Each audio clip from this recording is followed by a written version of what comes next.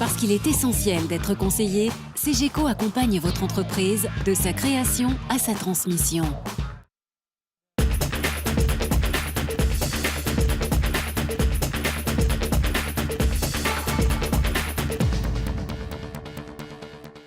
Bonjour et meilleurs vœux à vous tous. Y a-t-il un ras-le-bol des chefs d'entreprise en ce début d'année qui s'annonce par ailleurs compliqué sur le plan économique? L'avis de Bruno Lacroix, président du conseil de surveillance d'Aldes Aérolique et président du conseil économique, social et environnemental régional.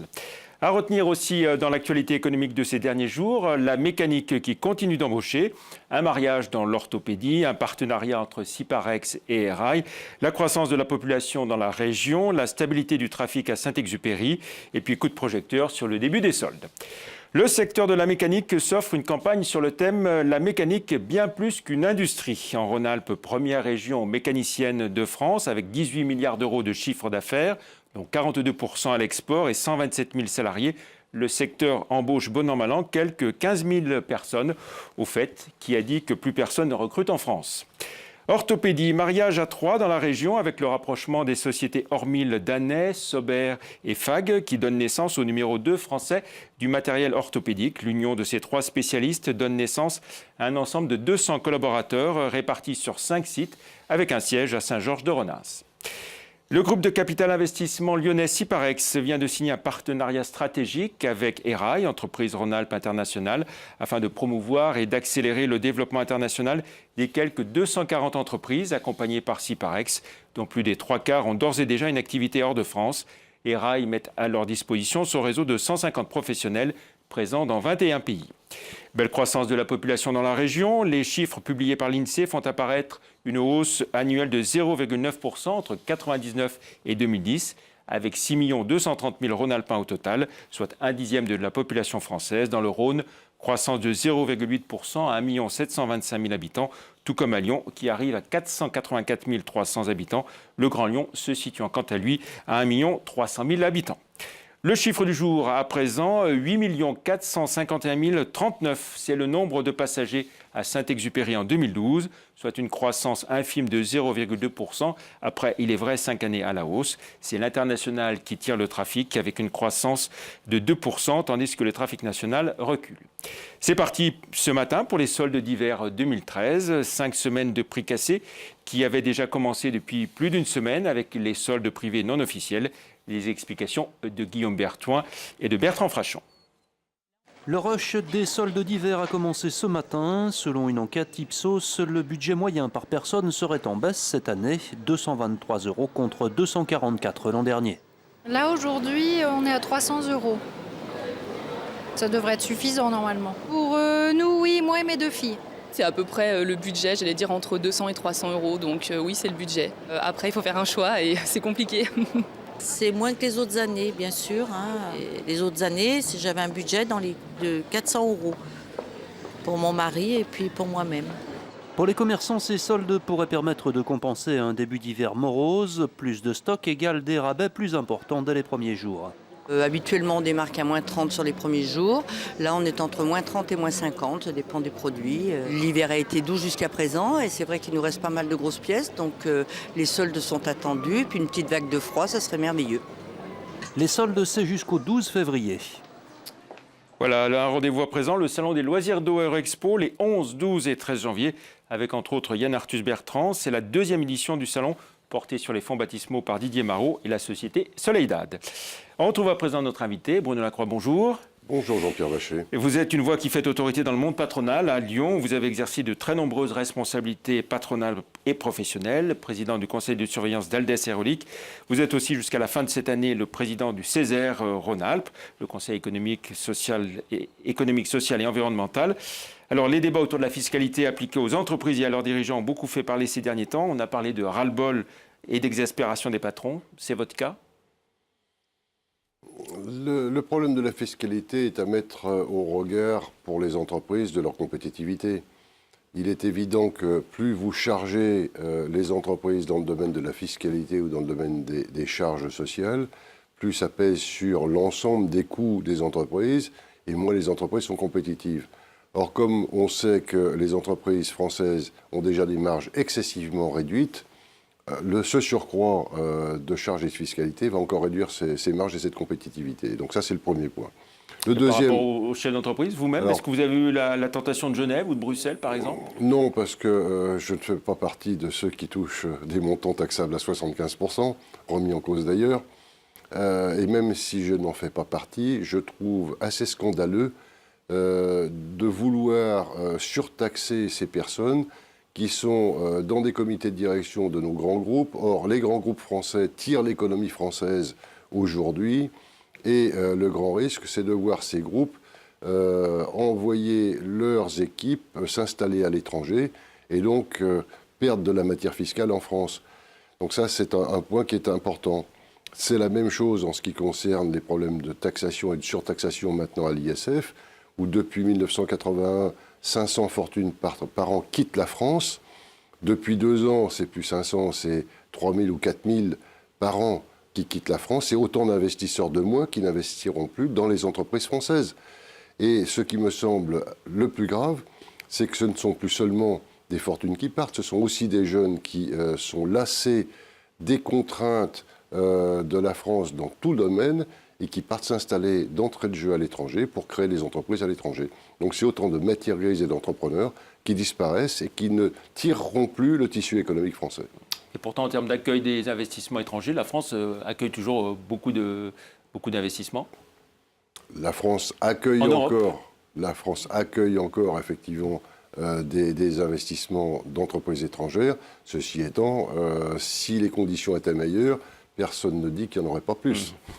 Alors, vous évoquiez la compétitivité là, dans votre première réponse, suite au rapport gallois sur la compétitivité. Pour vous, est-ce que les mesures gouvernementales qui ont été prises sont positives et vont dans le bon sens? Alors, le rapport gallois a été heureux. Il a permis d'oser parler du problème de la compétitivité des entreprises, alors que c'était un gros mot et il n'était pas question d'aborder ce sujet ou cette question de la part du gouvernement. Donc maintenant, on ose parler du problème de la compétitivité.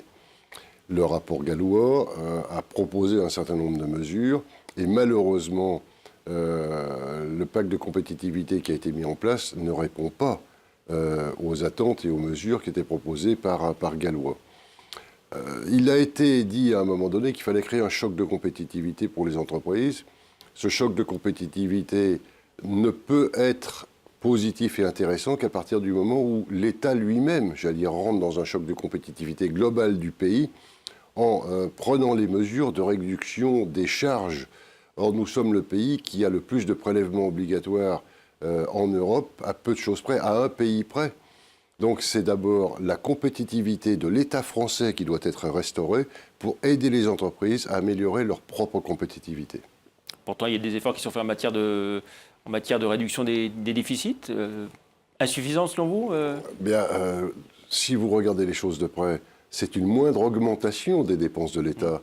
Il n'a pas été question pour l'instant de réduire les dépenses de l'État. Alors que les entreprises qui sont confrontées à la crise aujourd'hui sont bien obligées de réduire leurs dépenses, de réduire le personnel, ce qui veut dire qu'entre l'État et les entreprises, ce sont 2 poids et 2 mesures complètement différents.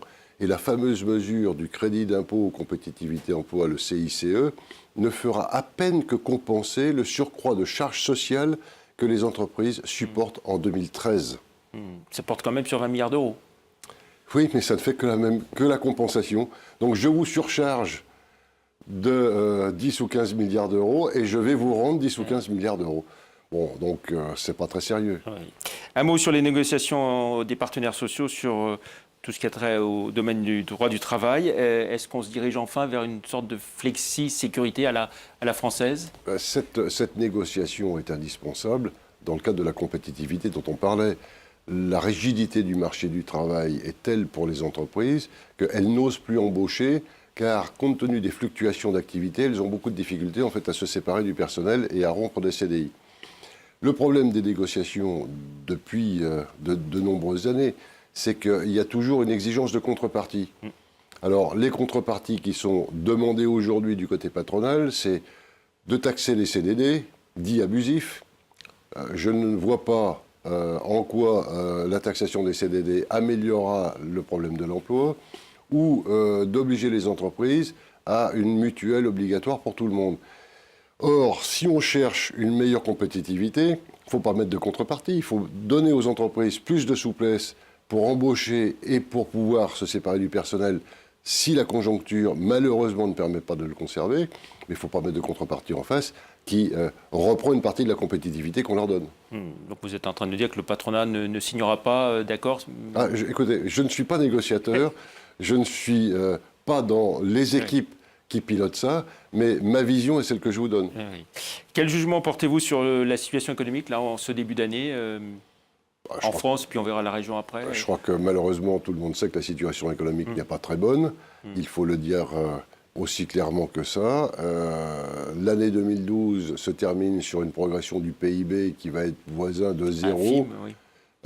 Et pour 2013, tous les instituts de conjoncture confirment que ça va être à peu près la même chose. La conséquence est directement sur l'emploi, car on sait qu'il faut au moins 1,5% de croissance du PIB pour équilibrer l'emploi. Donc, à 0, on a destruction d'emplois, et cette destruction d'emplois, de toute façon, ne sera pas conforme avec les engagements qui ont été donnés aux Français d'inverser la courbe du chômage d'ici la fin de l'année. Nous serons sur une aggravation de la courbe du chômage d'ici la fin de l'année, parce que nous ne prenons pas les bonnes mesures en France, qui est de restaurer la compétitivité des entreprises. Alors, s'il avait fallu prendre qu'une seule mesure, quelle aurait été celle que vous auriez prise, vous? Écoutez, très clairement, nous avons perdu 25 points de coût main-d'œuvre par rapport à l'Allemagne entre 2010 et 2012. Dans ces 25 points, on a 12 points qui sont dus à la réduction du temps de travail, c'est-à-dire le passage aux 35 heures. Repasser de 35 à 39 ou 40 heures est une mesure qui ne coûte rien à personne et qui redonnerait de la compétitivité aux entreprises françaises. Bon, il me semble que c'est une mesure qui pourrait être envisagée. Vous êtes donc président du Césaire. 2013, ça va être votre dernière année de mandat. Quels sont vos projets pour cette dernière année de mandat?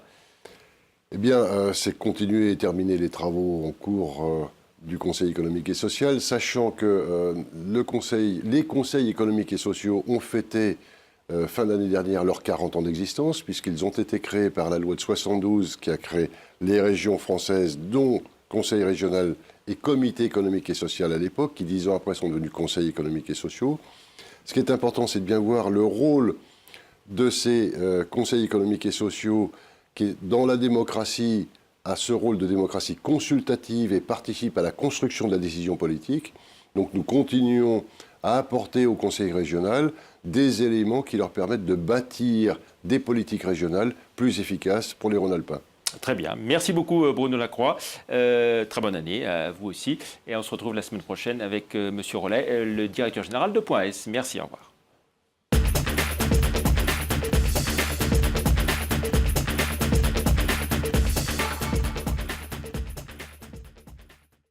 Parce qu'il est essentiel d'être conseillé, CGECO accompagne votre entreprise de sa création à sa transmission.